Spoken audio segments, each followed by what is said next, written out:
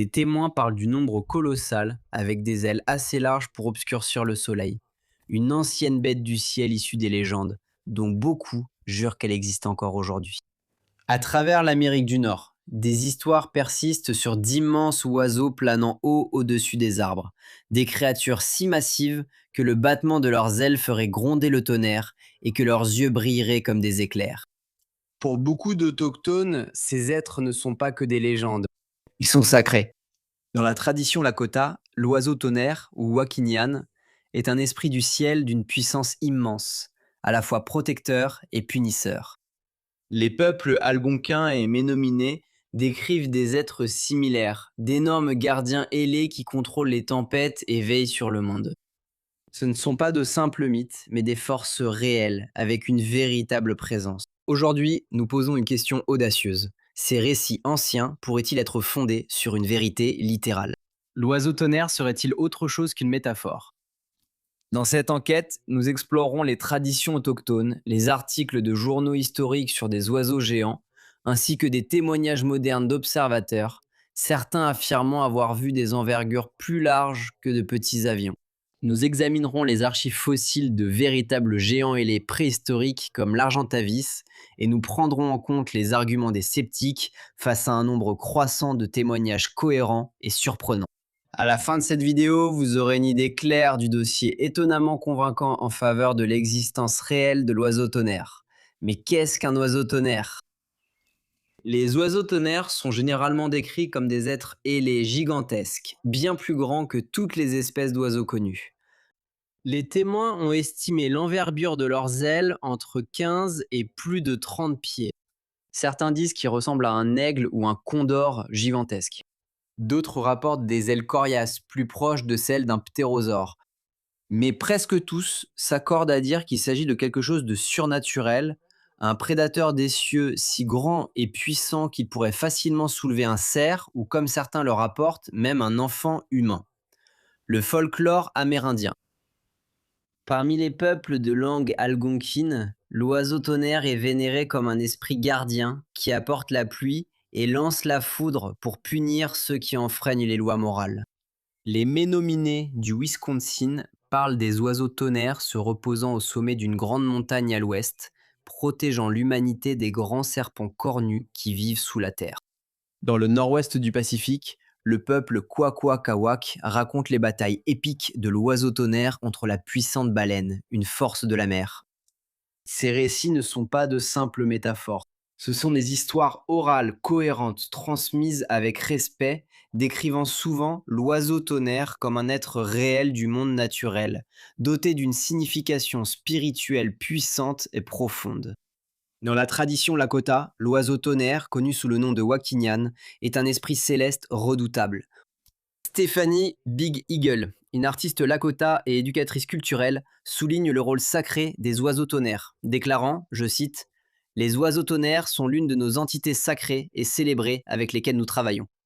Le peuple Ojibwe, qui fait partie de la famille linguistique algonquine, croit que les oiseaux tonnerres, ou anemiki, ont été créés par Nanabozo pour combattre les esprits sous-marins. On croit que ces êtres résident dans des nids au sommet des montagnes et qu'ils lancent des éclairs pour tuer les serpents, servant ainsi de protecteurs de l'humanité. James Redsky, un aîné Ojibwe de Shoal Lake en Ontario, décrit le comportement des jeunes oiseaux tonnerres en partageant, je cite, lorsque les jeunes oiseaux tonnerres passent, ils causent des destructions parce qu'ils ne savent pas mieux faire. Ils abattent des arbres avec la foudre qui sort de leur bec. Les maisons sont également frappées et détruites. Les vieux oiseaux tonnerres essaient de corriger ces jeunes oiseaux étourdis, mais ils n'apprennent pas car ils sont trop jeunes. Ce récit illustre la croyance que les oiseaux tonnerres sont des êtres sensibles, dotés de structures familiales, capables à la fois de création et de destruction. Ces récits, riches en détails et cohérents à travers diverses tribus, soulignent l'importance de l'oiseau tonnerre dans les cultures amérindiennes. Non pas comme un simple symbole, mais comme une entité puissante avec une présence tangible dans le monde naturel. Articles de journaux d'époque. Au 19e et au début du 20e siècle, les journaux américains rapportaient fréquemment des rencontres avec d'énormes oiseaux mystérieux, des récits qui offrent des aperçus fascinants des phénomènes inexpliqués de l'époque. L'un des récits les plus célèbres est paru dans le Tombstone Epitaph le 26 avril 1890. L'article décrivait, je cite, un monstre ailé découvert dans le désert entre les montagnes Whetstone et Huachuca par deux éleveurs. La créature aurait ressemblé à un énorme alligator avec une queue allongée et une immense paire d'ailes. Les mesures indiquaient une longueur de 28 mètres et une envergure d'environ 49 mètres. L'article précisait, je cite, le monstre n'avait que deux pattes, celle-ci étant située à une courte distance devant l'endroit où les ailes étaient attachées au corps. La tête mesurait environ 2,50 m de long, avec des mâchoires garnies de dents fortes et acérées. Ses yeux étaient aussi grands qu'une assiette et ressortaient à moitié de la tête. Malgré de nombreuses affirmations au fil des ans concernant une photographie montrant cette créature clouée à une grange avec des hommes debout devant pour donner l'échelle, aucune image de ce genre n'a jamais été retrouvée dans les archives du Tombstone Epitaph ou ailleurs. Les enquêtes, y compris celles menées par le personnel du journal dans les années 60, n'ont pas permis de trouver la moindre preuve de l'existence de cette photographie, en dehors de la mémoire collective de nombreuses personnes. D'autres récits historiques font état d'oiseaux géants, et ces rapports ne se limitaient pas à l'Arizona. À la fin du 19e siècle, des journaux de Pennsylvanie ont documenté des observations de créatures aviaires gigantesques. En 1892, Fred Murray de Westfield a rapporté avoir vu une volée d'oiseaux près de Dance Run, dont l'envergure était estimée à 16 pieds. En 1898, un fermier près de Centerville a capturé un grand oiseau gris, mesurant entre 1,20 m et 1,50 m de haut, qu'il n'a pas pu identifier. En 1944, des habitants près de Southside Pittsburgh et du comté d'Allegheny ont affirmé avoir vu un oiseau gigantesque avec une envergure, je cite, assez grande pour cacher le soleil. James Runco de Braddock a été cité dans les journaux locaux en disant « Ce n'était comme aucun oiseau que j'ai jamais vu, il semblait plus grand qu'un avion ». La photo manquante des cow-boys.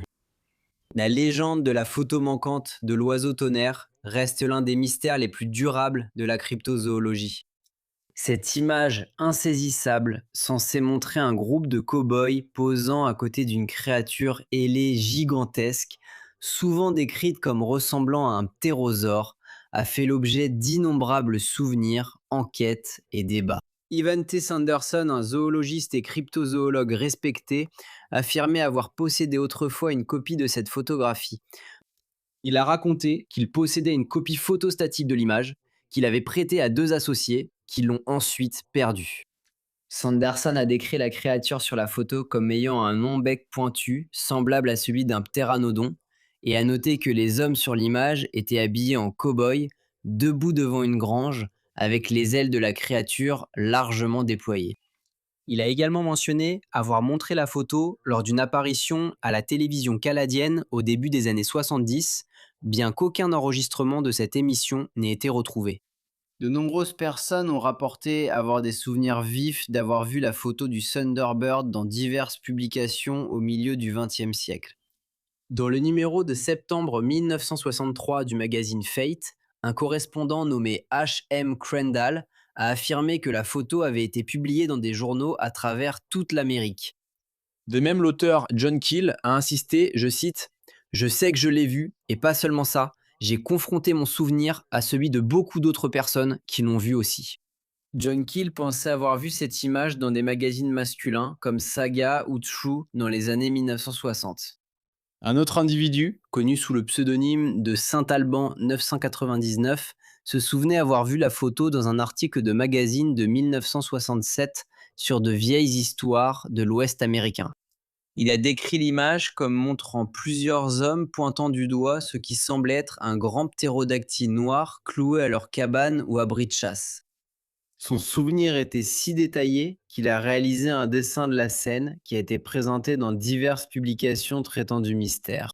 Scepticisme et recherche de preuves. Malgré ces nombreux témoignages, des recherches approfondies dans les archives de magazines tels que Saga, True et Argosy n'ont pas permis de retrouver la photographie insaisissable. Certains chercheurs suggèrent que les souvenirs répandus de cette image pourraient résulter d'un phénomène connu sous le nom de faux souvenirs collectifs, où un groupe de personnes se rappelle un événement qui n'a en réalité jamais eu lieu. D'autres pensent que la photo pourrait encore exister, cachée dans une collection privée ou mal classée dans une archive, attendant d'être redécouverte. La fascination persistante pour la photo manquante de l'oiseau tonnerre souligne le désir humain de trouver des preuves tangibles de l'extraordinaire.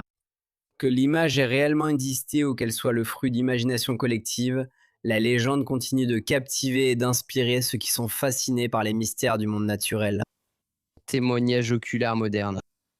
Des témoignages oculaires modernes faisant état d'oiseaux gigantesques et non identifiés, souvent décrits comme des oiseaux tonnerres, continuent d'apparaître à travers l'Amérique du Nord, apportant des témoignages convaincants à cette légende persistante.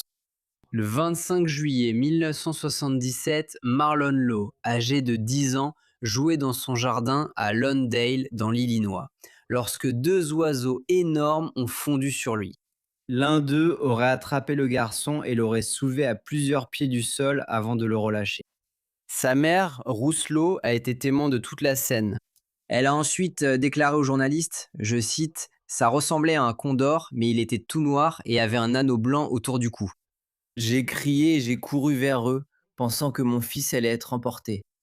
L'action rapide de Roux s'enfonçant sur l'oiseau a probablement sauvé la vie de son fils, puisqu'elle a semblé l'effrayer, ce qui a poussé l'oiseau à relâcher Marlin après l'avoir transporté sur environ 10 mètres. Plusieurs voisins ont également signalé avoir vu les oiseaux et l'histoire a été relayée par de nombreux médias locaux et nationaux. En 2001, le pilote John Booker a rapporté avoir vu un oiseau si grand qu'il faisait paraître son petit avion minuscule en comparaison. Citation: au début, j'ai cru que c'était un autre appareil, son envergure semblait dépasser 4 mètres, peut-être même 6. Il était de couleur sombre et son vol était fluide et rapide. L'Anchorage Daily News a rapporté l'observation et plusieurs autres pilotes de brousse ont ensuite raconté des histoires similaires. En 2002, James Thompson conduisait près de South Greensburg, en Pennsylvanie, lorsqu'un oiseau massif est passé au-dessus de lui. Citation: il n'avait rien à faire dans le ciel. Il était plus grand que n'importe quel oiseau que j'ai jamais vu, facilement 3, peut-être 4 mètres d'envergure. Selon un article de 2018 du Juneau Empire, un habitant de l'Alaska a aperçu un oiseau énorme dans la vallée de Mendenhall, le décrivant comme, je cite, comme un aigle, mais 5 fois plus grand. Ces témoignages, bien qu'ils manquent de preuves physiques, contribuent à un schéma d'observation à travers différentes régions et époques, suggérant que la légende du Thunderbird pourrait avoir été inspirée par de véritables créatures, bien que difficiles à observer. Des oiseaux géants pourraient-ils encore exister? L'idée que les Thunderbirds pourraient représenter une espèce réelle ayant survécu n'est pas aussi invraisemblable qu'elle pourrait le paraître à première vue. Les archives fossiles confirment que la Terre a autrefois abrité des créatures aviaires véritablement gigantesques. Argentavis magnificans, découvert en Argentine, vivait il y a environ 6 millions d'années et avait une envergure estimée à 7 mètres, soit presque la longueur d'un petit avion. Pesant jusqu'à 77 kilos, il est considéré comme l'un des plus grands oiseaux volants jamais connus. Plus près de chez nous, les cieux de l'Amérique du Nord préhistorique étaient autrefois dominés par le terran Tornus marianus, ou oiseau de terreur, un oiseau prédateur avec une envergure de 3,5 à 4,5 mètres. Des fossiles d'oiseaux de terreur ont été découverts dans des endroits comme la Californie et la Floride, et leur structure squelettique suggère qu'ils étaient bien adaptés au vol plané, un peu comme les condors ou les zèbres modernes, mais en beaucoup plus grand. L'existence de ces géants soulève une question fascinante. Une population relique aurait-elle pu survivre sans être remarquée dans des régions isolées? Les sceptiques soutiennent souvent qu'un oiseau avec une envergure de plus de 15 pieds serait trop lourd pour voler. Mais des géants préhistoriques comme Argentavis magnificans prouvent le contraire. Argentavis ne volait pas en battant des ailes comme un moineau, mais en planant sur des courants ascendants thermiques, tout comme les vautours et les condors modernes. Sa faible charge à l'air, ses ailes larges et son squelette léger faisaient de lui un maître du vol plané. Si les oiseaux tonnerres sont une espèce relique adaptée de manière similaire, Il n'aurait pas besoin de battements d'ailes puissants ou de mouvements continus pour rester en l'air. Il profiterait des courants thermiques au-dessus de vastes étendues sauvages avec un effort minimal, silencieux, haut dans le ciel et presque invisible depuis le sol. Une grande partie de l'Amérique du Nord reste en grande partie peu aménagée et difficile d'accès. Le nord-ouest Pacifique contient de vastes étendues de forêts denses, où même de grands animaux, connus comme les cougars, les loups et les ours, passent des années sans être photographiés. Les montagnes Appalaches abritent de profondes vallées et des crêtes isolées que peu de personnes parcourent jamais. L'intérieur de l'Alaska, quant à lui, s'étend sur des centaines de milliers de miles carrés, dont une grande partie reste inexplorée à pied ou par les airs. Dans un terrain aussi isolé, il n'est pas inconcevable qu'une espèce timide et à large répartition puisse passer inaperçue, surtout si elle est capable de voler. De plus, de nouvelles espèces de grands oiseaux continuent d'être découvertes. La sous-espèce de l'aigle harpie de Nouvelle-Guinée était inconnue de la science jusqu'aux années 1870. La buse de Socotra, ou Buteo socotraensis, est un oiseau de proie qui n'a été découvert et nommé qu'en 2010. Le monde naturel continue de nous surprendre et recèle peut-être encore des géants dans ses ombres. Contrairement à d'autres cryptides qui nous obligent à suspendre les lois de la physique ou de la biologie, l'existence d'un oiseau géant survivant ne nécessite que 3 choses. Des ailes assez grandes pour voler, suffisamment de nourriture pour soutenir une telle masse et une tendance à éviter les humains. Rien de tout cela n'est impossible. Erreur d'identification et argument des sceptiques.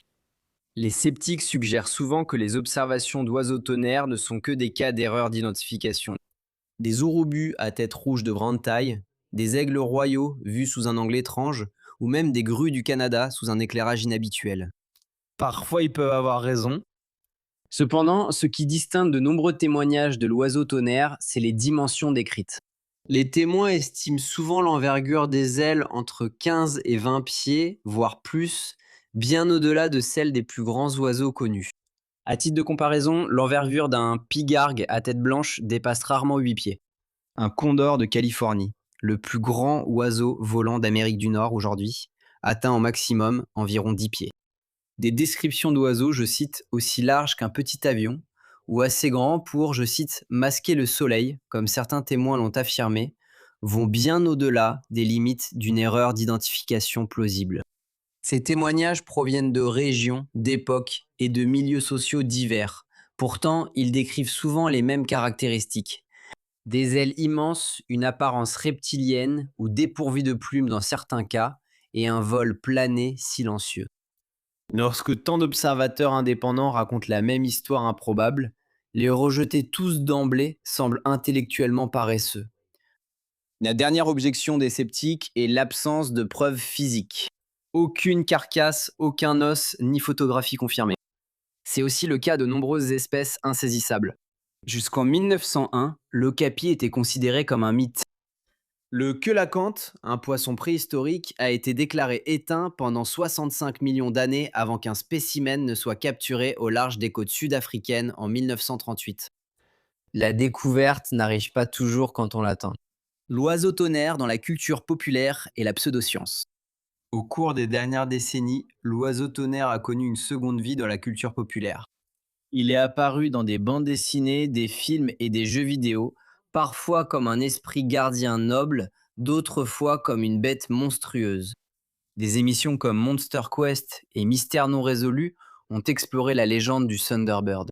Cette attention a contribué à préserver la légende, mais elle a aussi embrouillé les choses.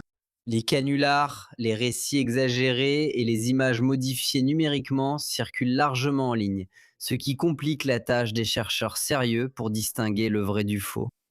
Le Thunderbird risque de devenir une caricature, réduit à un simple cliché de la cryptozoologie, plutôt que d'être considéré comme un véritable mystère digne d'investigation.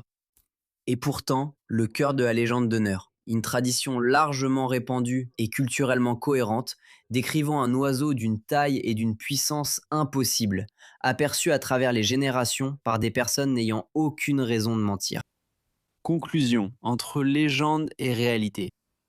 Des récits sacrés des Lakota et des Ojibwés aux témoignages glaçants des témoins modernes, L'oiseau tonnerre s'est révélé être l'un des mystères les plus persistants et fascinants d'Amérique du Nord.